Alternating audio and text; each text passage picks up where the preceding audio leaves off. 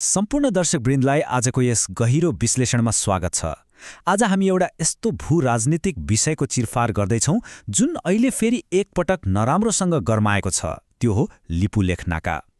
नेपाल, भारत र चीन जोडिएको यो अत्यन्तै जटिल त्रिदेशीय बिन्दु किन यति धेरै संवेदनशील छ त?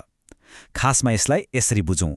मानौ एउटा ऐतिहासिक जमिनको लालपूर्जा एकातिर छ, तर त्यहाँ व्यावहारिक रूपमा भौतिक संरचना बनाएर अर्कैले नियन्त्रण गरिरहेको छ।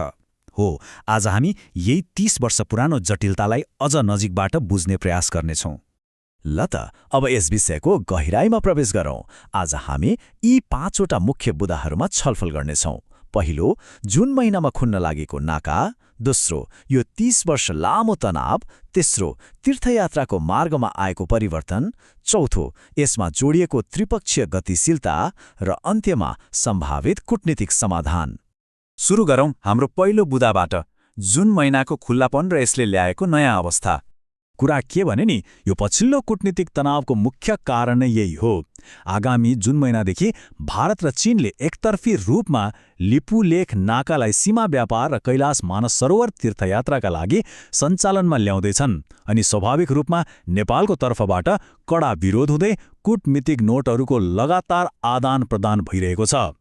ठ्याक्कै भन्नुपर्दा भारतको विदेश मन्त्रालयले अप्रिल 30 मा एउटा प्रेस विज्ञप्ति नै निकालेर 50-50 जनाका दरले 10वटा समूहमा भारतीय यात्रुलाई कैलाश मानसरोवर पठाउने घोषणा गरेको छ।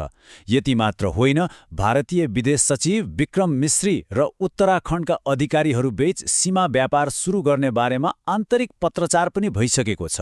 यो सीमा क्षेत्रमा भइरहेको निकै ठूलो रणनीतिक तयारी हो। र यसले एकदमै उत्कृष्ट रूपमा प्रश्न पार्छ कि दुई देशका दाबीहरू कसरी बाँझिएका छन्। एकातिर नेपालको एकदमै बलियो अडान छ। सन् 1816 को ऐतिहासिक सुगौली सन्धिले लिम्पियाधुरा, लिपुलेख र कालापानी नेपालको अभिन्न भूभाग हो भन्ने स्पष्ट पार्छ। तर अर्कोतिर भारतको दाबी अलिक फरक छ। उनीहरूको तर्क छ कि यो मार्ग त दशकौंदेखि तीर्थयात्राका लागि व्यावहारिक रूपमा प्रयोग हुँदै आएको छ। एउटाको आधार ऐतिहासिक सन्धि र कागजपत्र हो भने अर्कोको आधार दशकौंको व्यावहारिक अभ्यास। अब लागौँ दोस्रो खण्डतिर, यो 30 वर्ष लामो तनावको कथा र यो क्षेत्र किन अझै पनि त्यत्तिकै प्रज्वलनशील छ भन्ने विषयमा। यो टाइमलाइन हेर्दा धेरै कुरा छर्लङ्ग हुन्छ। यो विवाद रातारात सुरु भएको पक्कै होइन।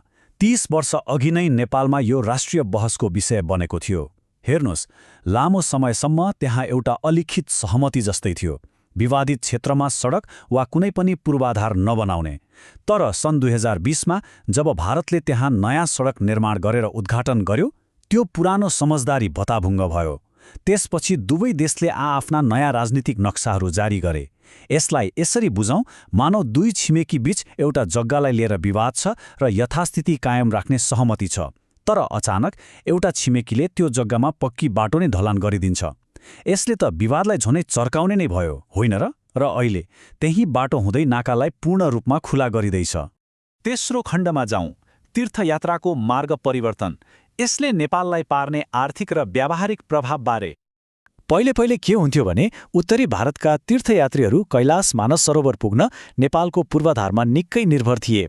नेपालगञ्जबाट हुम्ला हुँदै जाने मार्ग होस्, वा काठमाडौँबाट रसुवा वा केरुङ हुँदै जाने स्थलमार्ग, वा सिधै ल्हासाको उडान, यी मार्गहरूले नेपालको स्थानीय पर्यटन र अर्थतन्त्रलाई निकै ठूलो फाइदा पुर्याइरहेका थिए। एउटा राम्रो इकोसिस्टम बनेको थियो। तर अब परिस्थिति पुरै फेरिँदैछ। भारतीय अधिकारीहरूले लिपुलेख र सिक्किमको नाथुला जस्ता आफ्नै नाकाहरूबाट यात्रा सहज बनाउँदैछन्। यसको सिधा अर्थ हो, उनीहरूले अब नेपालको बाटोलाई पूर्ण रूपमा बाइपास गर्नेछन्। एकातिर नेपालको स्थापित धार्मिक पर्यटन र राजस्वमा यसले ठूलो धक्का दिनेछ भने अर्कोतिर नेपालको क्षेत्रीय अखण्डतामाथिको संवेदनशीलतालाई पनि पुरै बेवास्ता गरिएको महसुस गराउँछ। अब चौथो र अझ चाखलाग्दो पाटोमा प्रवेश गरौँ, त्रिपक्षीय गतिशीलता। दुई विशाल शक्ति राष्ट्रहरू यहाँ कसरी काम गरिरहेका छन् त? अब यहाँको सबैभन्दा रोचक पक्ष के हो भने यसले एउटा ठूलो भू-राजनीतिक रहस्यलाई उजागर गर्छ। विगतमा नेपालको क्षेत्रीय दाबीलाई सैद्धान्तिक रूपमा स्वीकार गरेको चीनले अहिले यो विवादित नाका खोल्न भारतलाई किन साथ दिइरहेको छ त? आखिर चीन किन यसरी मौन सहमति जनाइरहेको छ? यसको एउटै उत्तर हो, व्यावहारिक नियन्त्रण। हेर्नुहोस्, नेपालसँगको कूटनीतिक पत्राचार र माइन्युटहरूमा चीनले सन् 2015मै ती भूभाग नेपालको हो भने सैद्धान्तिक रूपमा स्वीकार गरेको थियो, तर भूराजनीतिमा सिद्धान्तभन्दा यथार्थ हावी हुन्छ। इतिहासमा जसरी जमिनमा भौतिक कब्जा जमाउनेहरूकै नियम चल्थ्यो, ठ्याक्कै त्यसै आज चीनले त्यस क्षेत्रमा भारतको व्यावहारिक भौतिक उपस्थिति र पूर्वाधारलाई नै यथार्थ मानेर व्यवहार गरिरहेको छ। अनि यो विशाल अङ्क हेर्नुस् त, $155 बिलियन। यो भारत र चीन बीचको हालको द्विपक्षीय व्यापार मात्र हो। गलवान र डक्लमको विवादपछि बिग्रेको सम्बन्धलाई अहिले यही विशाल आर्थिक प्राथमिकताले पगाल्दैछ। ठूला अर्थतन्त्रहरू बीचको व्यापारिक स्वार्थको अगाडि साना सीमा विवादहरू कसरी ओझेलमा पर्छन् भन्ने यो एउटा ज्वलन्त उदाहरण हो।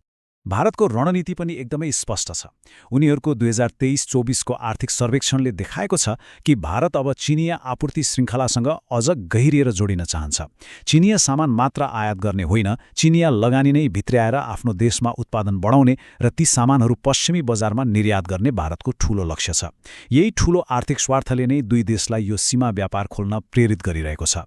यता चीनको लागि पनि यो नाका सामरिक हिसाबले निकै महत्त्वपूर्ण छ, किनभने लिपुलेख नाका चिनिया सीमाबाट भारतको राजधानी नयाँ दिल्ली पुग्ने सबैभन्दा छोटो भौतिक दूरी हो। रणनीतिक र लजिस्टिक हिसाबले यो नाकाले चीनलाई यति धेरै फाइदा पुर्याउँछ कि यसलाई बेवास्ता गर्न बेजिङका लागि पक्कै पनि सम्भव छैन।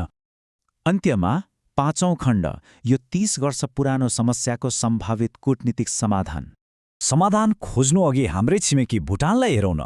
भुटानले प्राय भारत र चीन बीचको गतिशीलतालाई आफ्नो हितमा प्रयोग गर्न सफल भएको देखिन्छ, तर अर्कोतिर नेपालले भने यी दुई एसियाली महाशक्तिहरू नजिकिँदा बारम्बार यस्तै क्षेत्रीय जटिलताहरूको मात्रै सामना गरिरहनु परेको छ। यो पक्कै पनि सोचनीय विषय हो। त्यसैले सबैभन्दा महत्त्वपूर्ण कुरा के हो भने अब नेपालले केही सक्रिय कदमहरू चाल्नै पर्छ।